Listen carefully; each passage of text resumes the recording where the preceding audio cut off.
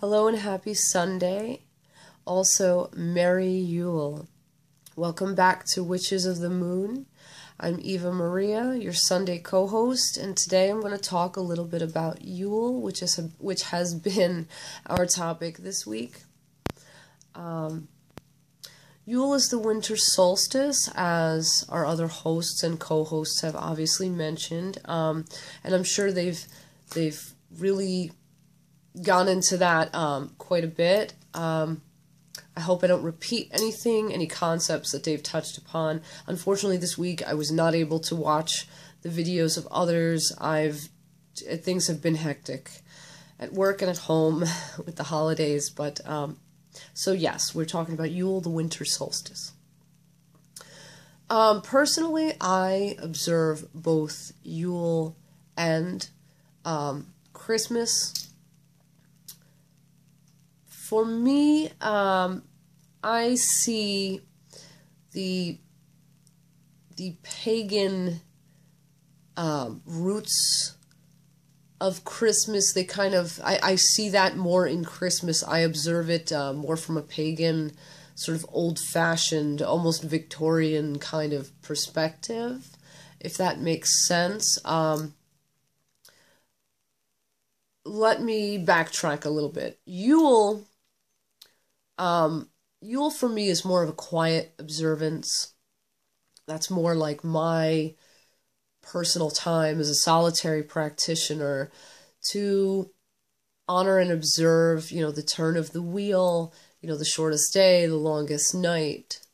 Whereas Christmas is that's sort of my my time to collect with friends and loved ones, to gather together and connect. It's, for me, that's really the biggest part of Christmas, or the seasonal observance that many call Christmas. For me, I call it Christmas because, growing up, it was Christmas, and then, I still refer to it as Christmas. I have nothing against the beliefs of others, but I see Yule, because essentially a lot of the traditions that the Christians adopted in that holiday, most of them, if not all of them, have pagan roots. Those traditions, those things that we're very familiar with today. For me, it's the holiday is not. I don't like to center it around the gift giving as much. Yes, I do give and receive gifts, but I tend to give gifts on a smaller, more personal scale.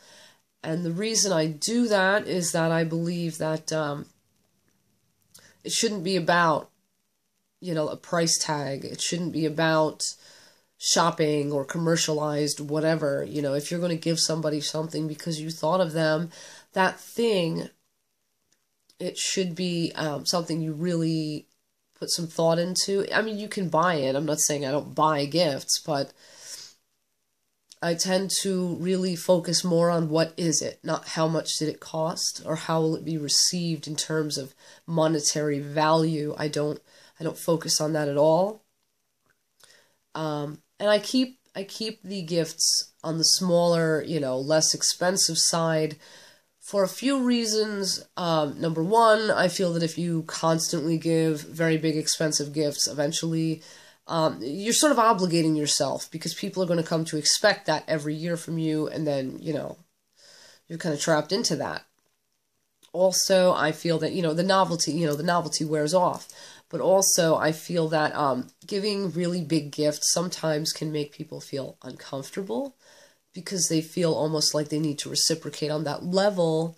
And while it's nice sometimes to get someone something really big and expensive, I feel that sometimes it can kind of make someone feel bad. So it can have a counterproductive effect. So I keep gifts very, humble, small but meaningful. well thought out, I hope. You know, I always try to think them out carefully. Another thing that is a really big part of my seasonal observance of both Yule and Christmas, which for me, again, the lines are kind of blurred, you know, they're kind of very intertwined. Another part of that for me that's really big is the exchange of cards. I usually try to seek out cards that say like Happy Holidays or cards that are blank inside. And it's not just because I'm trying to be like politically correct. It's because, you know, hey, everybody's different. As a chaos magician, I'm not out to, you know, judge anyone, or like, I don't care if you're a Christian, I don't care if you're Jewish, I don't care if you're a witch or whatever you are. You know, I will, you know, if you're my friend, I'm going to send you a card and be like, hey, you know, happy holidays, you know, because I thought of you. Like, I don't feel that people necessarily, most people anyway, I don't think that necessarily they would receive a card that would say like, you know, Happy Yule if they weren't a witch. I don't think they would receive that in a bad way. I don't think anyone would be like, oh, how dare you? You know, if you're wishing them well for the season, I think most people would be like, oh, that's nice. I just choose to do the Happy Holidays, you know, cards when I can, because I feel that it's just sort of all inclusive. And there are more than one holiday in the season, so, you know, but for me, I like to write out sentiments. Sometimes, for some people, you know, in this day and age of social media, sometimes I can't always, you know, if I don't have your address, or if I don't have a way to get you your card for whatever reason, or if I don't have time, hey, what's wrong with sending a virtual card? But I don't like the copied and pasted for everybody kind of cards. Like, if I'm going to do that with the social media cards, I will make sure that everyone's message is different in some way, that I'm speaking just to them, that it's something that I have to say to that particular person. It's not just a copied and pasted message, one size fits all. I don't like to do that. And I don't like to make like one card and tag everybody, because for me, that's less personal. You know, but anyway, so yeah, card exchanging, I like to give gifts, but on a smaller, more personal level. I'm big into DIY, too, when it comes to gift giving, to show appreciation for those that I love, because I feel that it's more from the heart, and you put more of yourself and your love into what you're making. The gift giving and the card giving and the coming together with those that I care about, it really all centers on this concept that I sort of have, this association I have, that the winter solstice and or Christmas, they are a time of appreciating all that, you know, all the people that you have in your life that you care about. You know, it kind of almost reminds me of this line from a song that I can't remember the artist off the top of my head right now, but the song is called The Song of Forgetting. And one of the lines in the song is, may we live but to see one more spring. And that line for me is saying that all the people that are in our life, you know, and even us being in life, you know, sharing the experience of living with those people together, we don't know when one of us may depart to the other side. So, for me, anyway, Yule or Christmas is a time to show appreciation of that person being in your life, those people that you love. Like, it's a time to say, you know, I'm so glad that you're here with me, that we're sharing this time together, you know, that we've had so much time together. You know, for me, it's the celebration of the passage of one more year with those people. And if you look at it like that, you can also extend that in a spiritual sense to acknowledging, you know, your ancestors, you know, departed friends, loved ones, whoever may have passed. You know, you can You can honor them by lighting a candle for them, to say, like, your memory is still with me, and I love and appreciate that you touched my life, that you were in it, and I will acknowledge you now at this time, that I will acknowledge that you touched my life, and for every year that I live, I will always acknowledge that you have touched my life. So I think lighting a candle for someone that has passed, or for some people that have passed, is a nice way of also acknowledging, your love for that person or those people, at this time of year, at Yule, Let me see, what else do I want to say?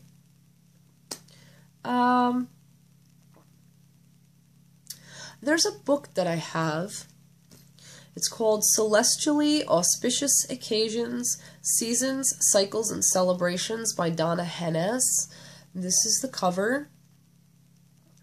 And this book, it has chapters on all sorts of aspects of the passage of time, the seasons, the cycles.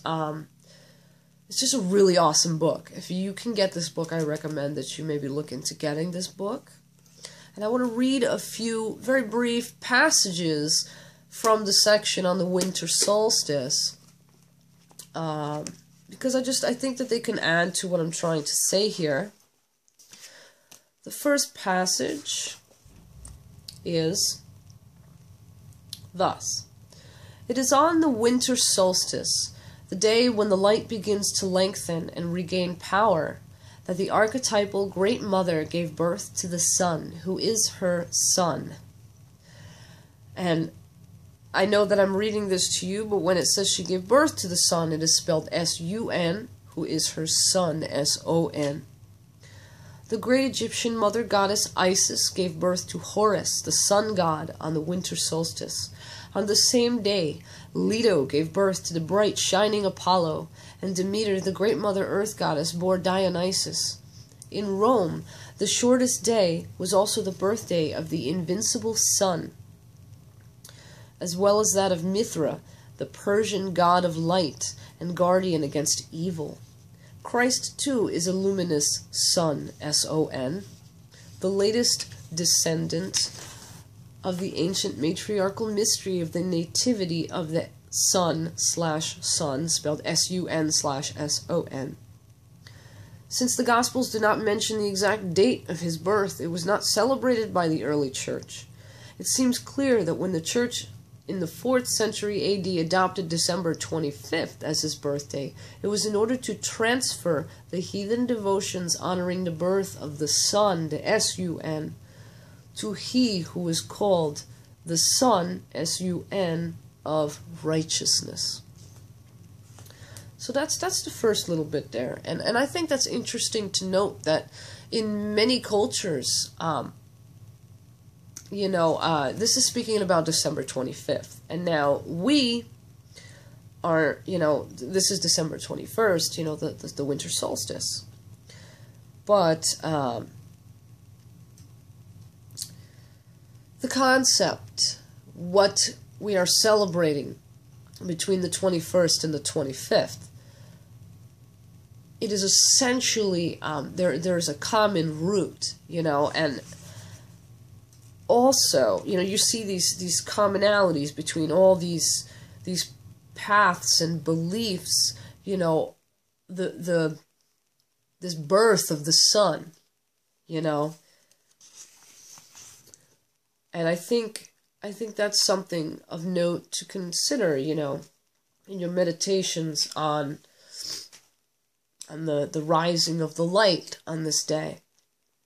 Now the second passage I want to read to you is thus: "A common theme of solstice ceremonies everywhere is the burning of fires to symbolically rekindle the dwindling sun. People gather together to cheer on the ascendancy of the light, the victory of the very forces of life." Now, lighting fires, yes, it does celebrate, the sun. And it does, symbolize, the rekindling of the dwindling sun.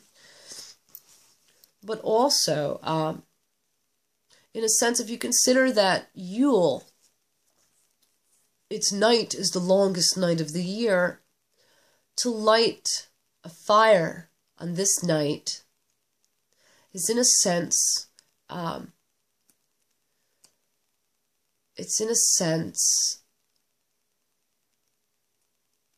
sort of preserving the light.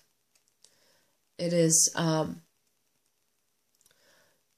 it's a sort of symbol of defiance of the darkness, symbolically speaking, metaphorically speaking.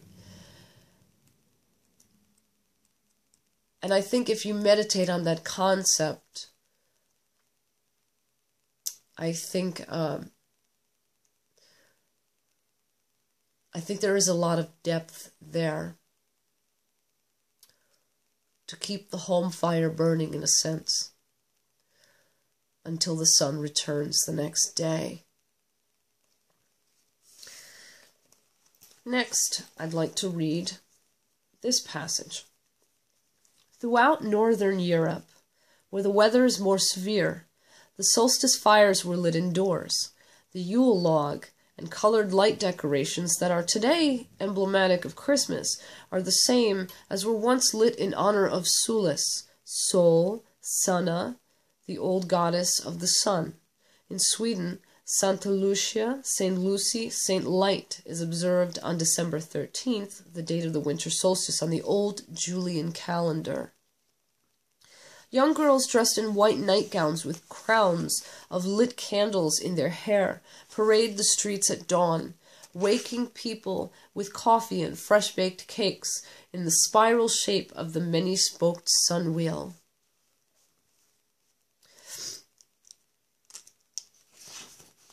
And finally, back to what I was saying in regard to a light in the darkness.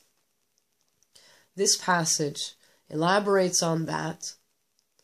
Lighting a light at the darkest time of the year is a pledge, a promise, a sacred vow, such a small symbolic gesture, so elegantly simple, so significant.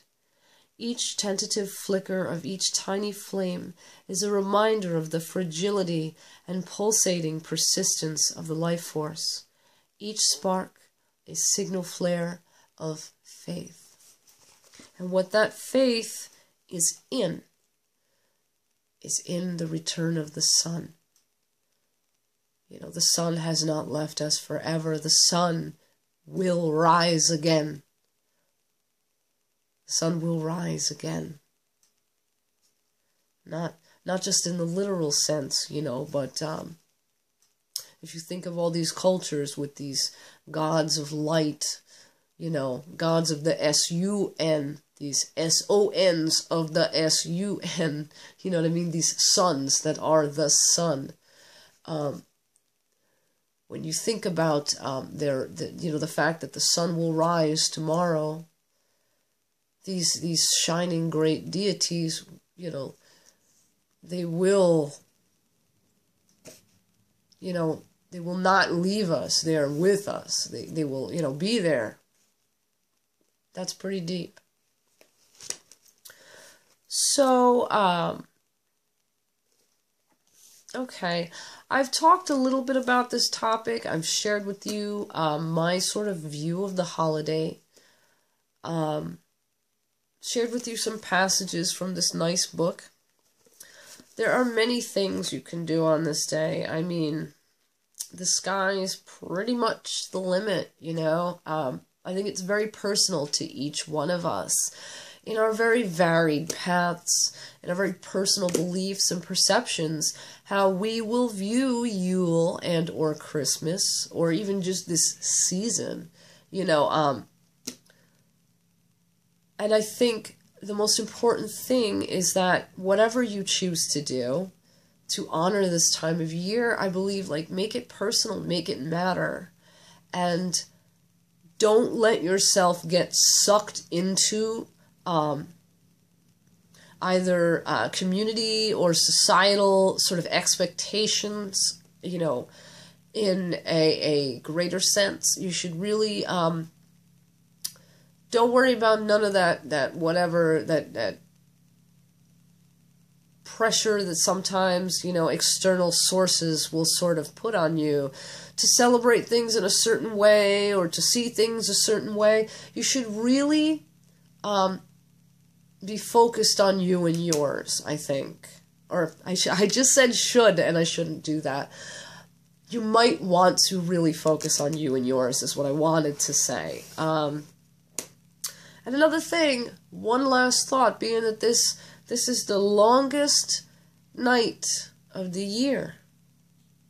This darker time, don't forget, this is a time that's really good for introspection, for going within, for meditating, for searching the soul.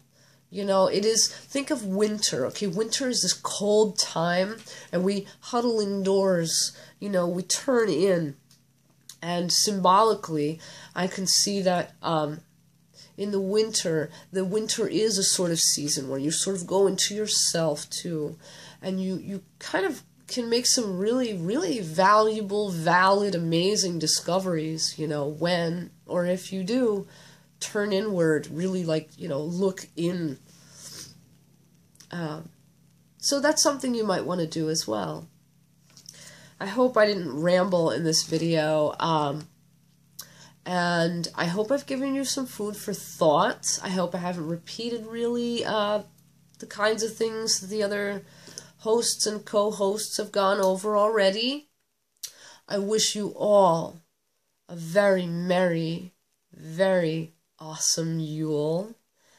May your festivities be wondrous. May you all be blessed. May you all prosper. I mean, I can say so many things. I wish I could take what I'm feeling inside, what I wish for you, and really put it into words that would suffice to say what I want to say. But suffice it to say, I wish you all very well. And, you know, if you have any thoughts regarding the things I have said here, or if you have any things you want to contribute or questions or anything, please feel free to put them in the comment box, and I will be glad to respond in turn as best as I can. And with that said, blessed be an Ashe, and I'll see you next time till our next exchange. Have a wonderful Sunday and a blessed Yule.